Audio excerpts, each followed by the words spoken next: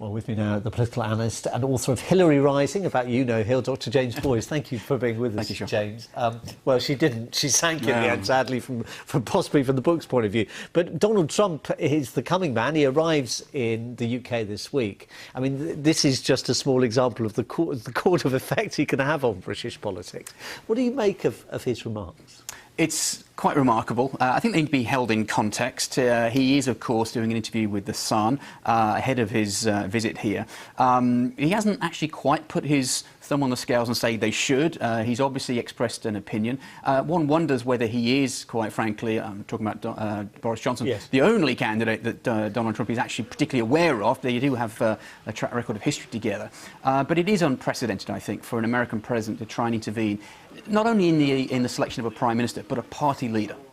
Yeah, and presumably the question is what effect, if any, it will have on the immediate selectorate, i.e. Tory MPs, and then the wider party membership. Well, give Donald Trump some credit. He does recognise that it's possible that Boris Johnson might not be selected because, of course, he might not make it out of the initial number of candidates to make it through to the wider Conservative membership, which might be something that a lot of people didn't know he would be aware of. One wonders whether the blessing, the laying on of hands of Donald Trump is exactly what Boris Johnson is looking for. And it'll be interesting to see, I think, whether Donald Trump still has the same warm feelings about Boris Johnson. When you read some of the quotes which are doing the rounds on Twitter and in the Telegraph this morning, for example, about Boris Johnson's previous views of Donald Trump. Yes, some of them quite colourful, to say the least. What about the significance or otherwise of this visit? Does Washington see any real benefit in coming to the UK, do you think, for a state visit? I mean, clearly there's a very specific reason this time because of the D-Day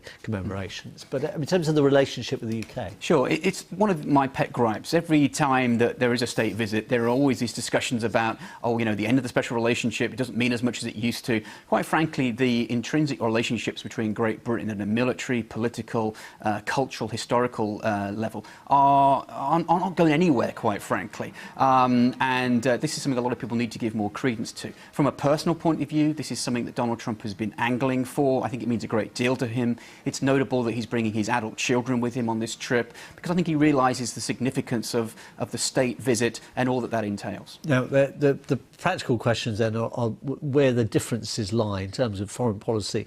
I mean, two obvious things at the moment. One is Iran and the other one is Huawei.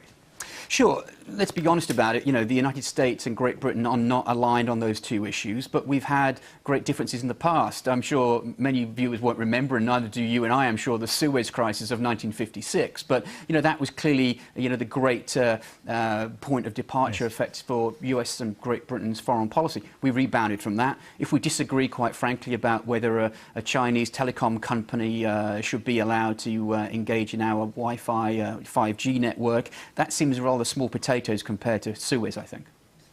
Thank you very much, Dr. James Boyes. A pleasure to have you with us again.